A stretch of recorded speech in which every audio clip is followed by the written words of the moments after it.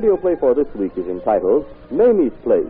It is a dramatization based on a story which will be found in the fascinating pages of next Sunday's issue of the American Weekly, that educational and entertaining magazine distributed with every Hearst Sunday newspaper from coast to coast.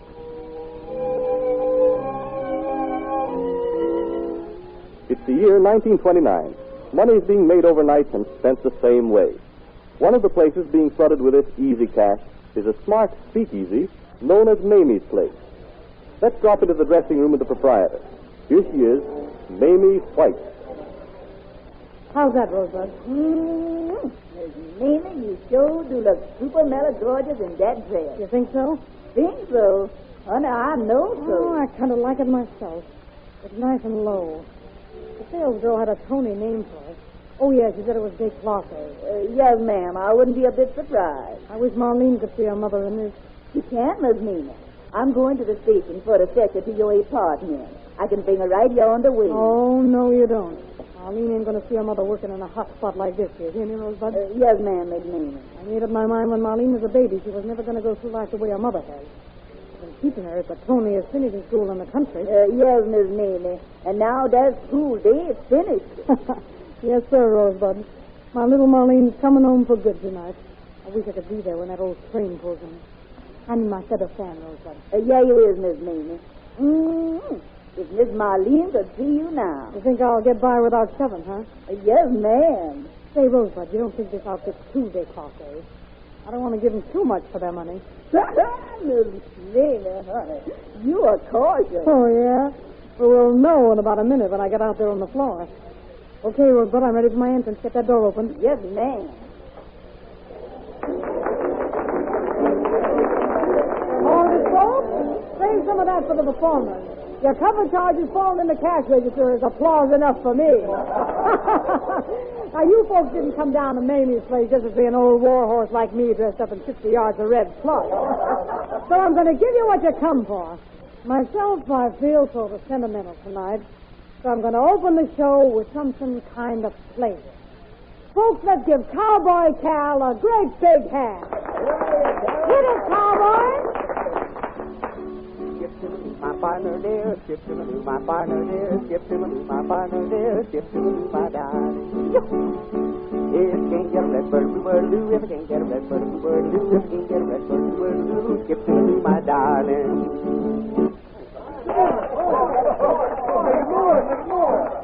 Down on the love is so low. Late in the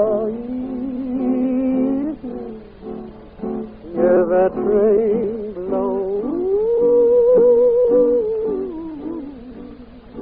Write me a letter, send it by mail, Lord. Send it in Carol, Birmingham jail. Careless love, careless love, careless love, oh careless love, careless love, oh careless love. See what love has done to me.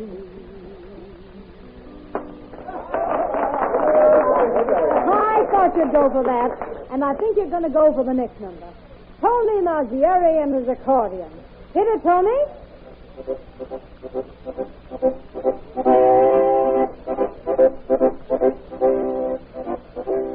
Well, Rosebud, tonight I got to dig a little information out of an old money bag from Wall Street for a friend of mine.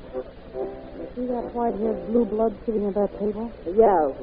You're looking where my fan's pointing, Rosebud. You're looking at the smartest speculator in the stock market, H. Morgan Vanderpyle. What? He ain't got nothing on you, Miss Mamie. You're telling me.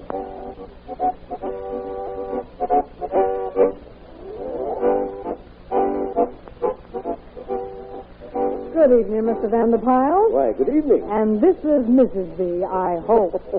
Yes, this is Vanderpyle. Well, I just didn't want to put my foot in it, if you know what I mean. Well, I think we know what you mean. Oh, perfectly. Do you mind if I sit down with you? Oh, not at all. Please take this chair. Thanks. Charlie, fill them up all around. nothing but you, thank you. Don't worry, this is on the house. You're doing a capacity business here, Miss White. Yeah, I'm doing all right. How's your racket, Jesse?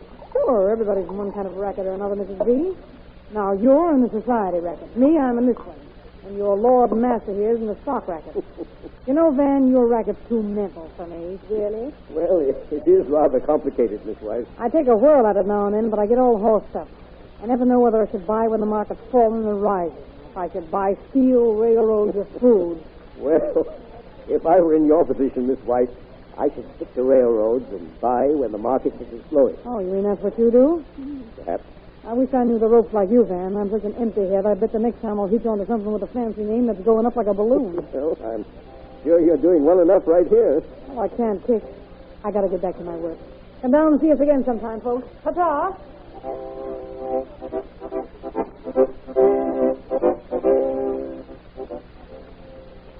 Say, it's almost time for the train, isn't it, Rosebud? Yes, Miss Mina. I'll just get my hat and coat. Give my baby girl a great big hug for me. And take her right to the apartment and see she gets to bed for her beauty sleep. Yes, Miss Mina. I'll see her tomorrow when I get up.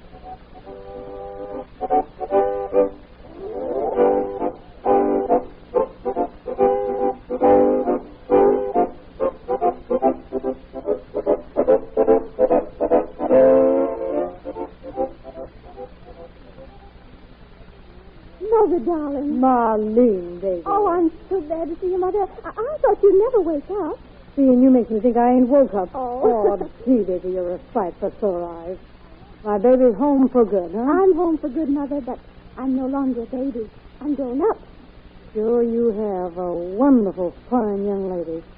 I suppose all the boys raise their hats and call you Miss Manners now instead of just Marlene, huh? Or refer to me as that Manners kid. I'd like to hear one of them say that in front of me. And what would you do about it, Mrs. Manners? Mrs. Manners? Gee, honey, sounds funny to hear anybody call me that. Oh, that's right. You have a professional name. Oh, what do they call you, Mother? Never you mind, honey. That part of my life hasn't anything to do with yours. Oh, poor Mummy. You haven't had the fun I'm having, have you? No, but I'm going to from now on. We're going to share everything together. What should we do tonight until I have to go to work, baby? Take in a movie? Well, you see, while you were still asleep, Henry called up and asked me to go out with him. I didn't think he'd mind. Oh, I was thinking we were... Why, sure, I don't mind, baby. You run along and have a good time. I was forgetting this is a permanent vacation. Say, who is this Kenley? Your best beau? Well, I like him better than anyone else, Mother. You see, his school is just across the river from Yeah, ours. well, that's fine. Where is he taking you tonight, honey? Oh, he says he's just learned about the hottest spot in town, and we simply must go there. It's called Mamie's Place. No, not Mamie's place. Yes, that's the name of it, Mother. Doesn't it sound just too risque? Yeah, I guess so. No matter what it sounds like, you mustn't let your boyfriend take you there. Well, why not? Oh, it's quite all right. Why, even Kenley's father and mother's in there. That don't make no difference, Marlene. He ain't going to take you there. Do you understand? Oh, all right, Mother, if you insist. I suppose we'll have to go to a supper room in one of the hotels like we've always done.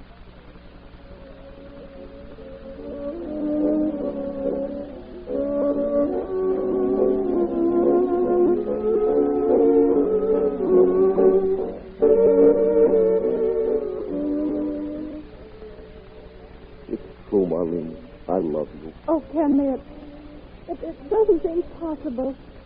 Kenley Vanderpyle loves Marlene Manor. Well, why not? As Shakespeare or somebody said, what's in a name? But that's not the point. The point is you love me. Oh, yes, I do. Oh, you darling. If we weren't sitting here at this table in the supper room of the Mayfair, I'd kiss you. Hanged if I won't anyway. There. And I should say you might consider yourself kissed. Well, if I weren't sure, there are plenty of people around who could tell me. All right, come on out on the floor. All right. Any embracing there will only look like a new dance step.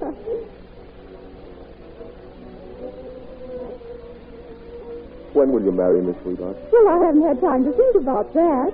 You have to meet my mother first. You know, she must be pretty straight-laced, not letting you go to Mamie White. Oh, Mother's usually broad-minded. I don't know why she was so insistent about that. Oh, but you'll like her when you meet her. I'm sure of it. And I want you to meet my folks as soon as possible. I tell you what, suppose you and your mother come over for tea tomorrow. Mother and I will be there.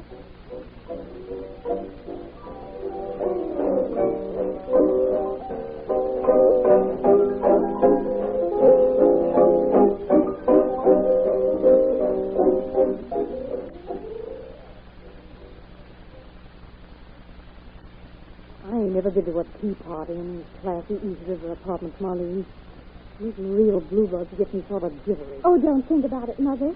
They're human beings just like we are. Yeah, only they're the real McCoys. Well, here we are. Apartment J. Oh, that's Kenley. Come right in. Oh, Mother, this is Kenley. How do you do, Mrs. Manners? I've been hearing a lot about you, Kenley, and from what Marlene says, you're Class A. Oh, Mother. Oh, my mother and father, Mrs. Manners. Mrs. Who? What's this? A Vanderpine. Why, of course, Mother. I say, what's all this about? I'll tell you, son. This woman turned some stock market information that I happened to give her over to a competitor. She ruined my chances of cornering the market. Now, listen, Van. I mean, Mr. Vanderpine. You got me all wrong. That's what I was put up to do, but I didn't do it.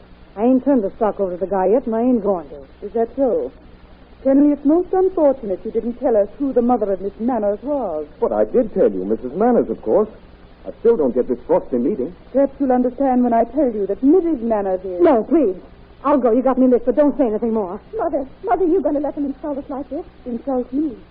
Why, my dear young lady, to bring this woman into our home is an insult to us. Mother, what are you saying? Henley, this woman is the notorious Mamie White. Oh, baby. Wait. Let me explain.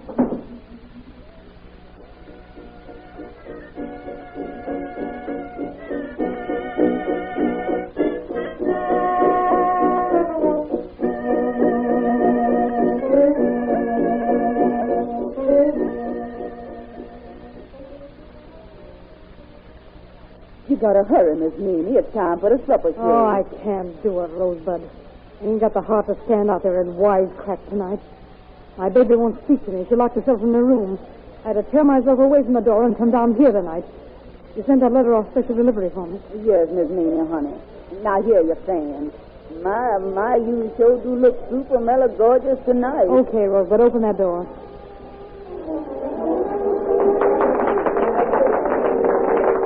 Hold it, folks. Save some of that for the performance. The cover charge Is Mother here, Rosebud? She'll be back in just a minute, honey, child. Come in here and sit down. Well, I want to tell her something. Hit it, Tony.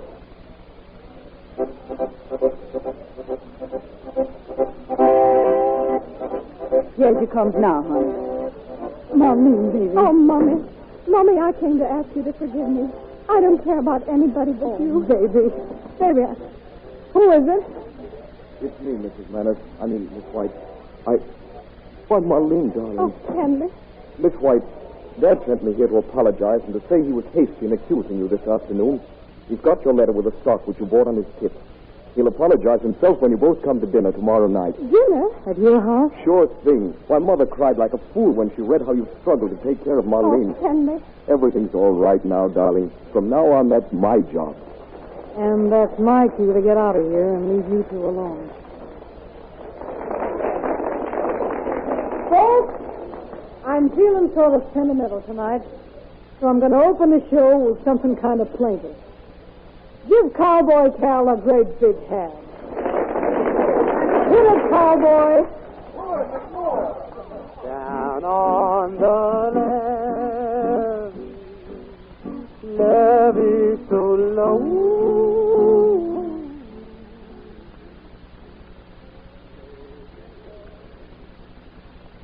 The story which suggested this radio drama will be found in next Sunday's issue of the American Weekly. It is typical of the many fascinating stories and articles appearing in this magazine, which is distributed with all Hearst Sunday newspapers from coast to coast. This is Wentworth announcing, and turning the microphone over to your own announcer, who will give you further details about next Sunday's American Weekly.